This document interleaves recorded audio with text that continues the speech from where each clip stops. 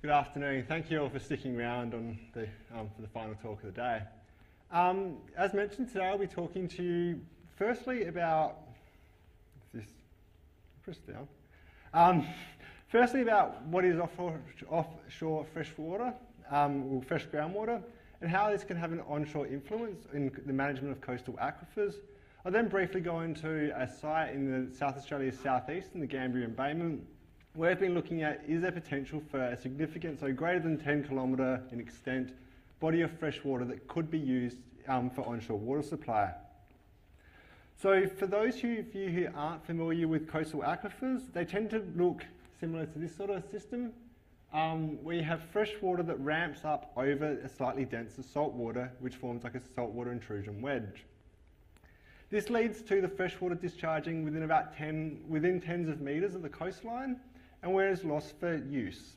Though it can maintain some ecological systems where it could be important. However, when you have a thick clay unit, known as an aquitard or a confining unit, it stops this vertical movement of fresh water, and it can force the fresh water to extend significant distances offshore. These are two other sort of conceptual models of when you sort of introduce pumping into these coastal aquifers, you can get you can lower sort of the onshore water level, which means that the fresh water can't be driven as far offshore, meaning that you can either get some salt water in the bottom of the aquifer, as in the top diagram, or you can end up, if the water level decline onshore is significant enough, with the water levels being lower than sea level, causing the complete salinisation almost irreparably of the onshore aquifers. However, as these systems are very slow to respond to changes in stresses, they more likely look like those on the left, where the body here shown in green represents fresh water that was put there before humans started pumping, or even as far back as during the glacial periods. For a rough idea, during the last glacial maxima, about 15 to 17,000 years ago, the coastline wasn't off of Glenelg and Brighton, it was actually off Kangaroo Island. So you could quite easily walk from Adelaide to Kangaroo Island. This meant that the overlying fresh water wasn't there, and allowed the aquifer to freshen up to significant periods.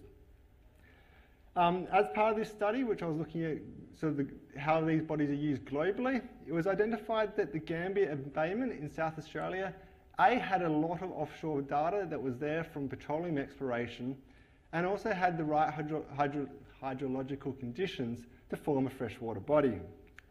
The Gambier Embayment runs from about Kingston to the Victorian border, and includes three main towns which used pumping from a lower confined aquifer close to the coastline as at least part of their municipal water supply. The three main units, hydrostratigraphic units in the area, are an upper unconfined Gambier limestone, crucially a fairly thick clay unit that's regionally pervasive, and the unit that's most likely to contain fresh water, at least in the offshore environment, is a lower tertiary confined sand aquifer, also known as the Dilwyn Sands. In other studies, when looking at the offshore environment, you can either ideally directly get them through pore water samples. However, as I was using legacy data, whoa. It's that button again. Yeah, it's horribly designed.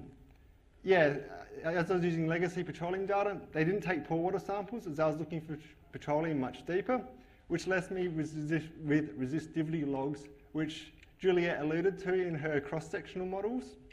That's what she was actually pulling up with. Resistivity logs work on the premises that as you have more salt in the fluid, it is able to conduct electricity more and therefore has a lower resistivity. However, what we measure is a bulk of between the rock and the water influences, meaning that you need to sort of decouple these two, which is done through the use of a fairly simple equation called Archie's law. With Archie's law, RO is the bulk resistivity, which is what you measure, and you can see in the geophysical logs, such as that shown here.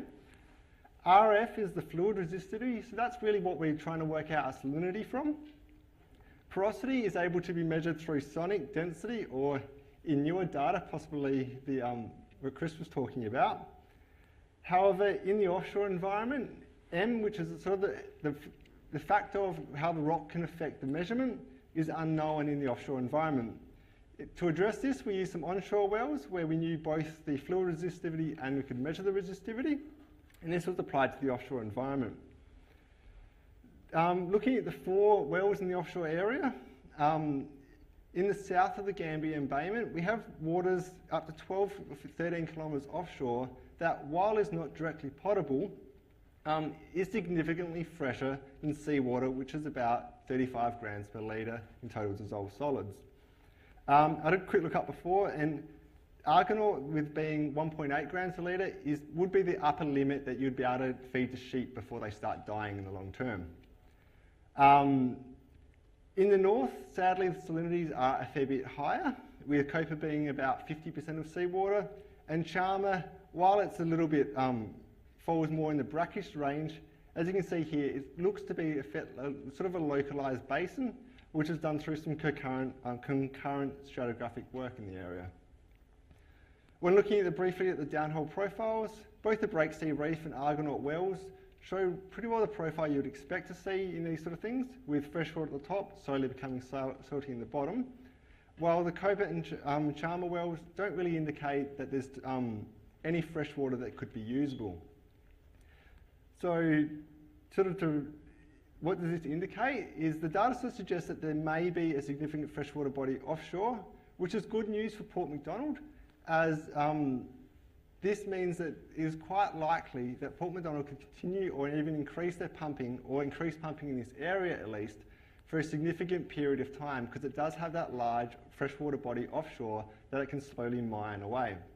However, unfortunately, for Robe, which is the main water user town in this area, there isn't, both the lack of the confining unit offshore and the sort of increasing trend of salinities towards the north may indicate that freshwater probably doesn't exist, at least not to any significant extent, and therefore the water security in Robe is more questionable. This has sort of been evidenced by in recent years they've had to drill a new well a bit further onshore, as the coastal bores were previously becoming saline. Beachport, while it has less water use than Robe, again, it may have a small offshore freshwater body but it's drawing on, but there just really isn't the evidence there to either confirm or deny it. So there may be one, but it shouldn't be relied on. So in conclusions, offshore freshwater can be drawn back onshore through onshore extractions.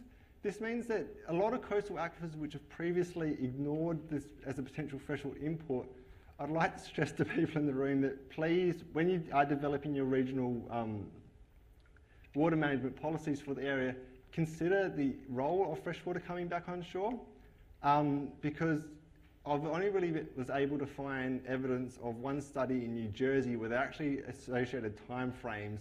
I think in their case, they had about 700 years that they could have pumped for before this, they get seawater intrusion. But off the Adelaide's coastline and some other locations like this, and Perth is a classic example, there just hasn't been a lot of work to do around these time frames. So we're effectively withdrawing money from the bank, but we don't know the starting balance. In the southeast, the data does support a significant freshwater body offshore, which may assist in prolonging Port MacDonald's water supply. However, in the north, there just isn't the data for Beachport and Robe, which makes their coastal water supply a bit more questionable.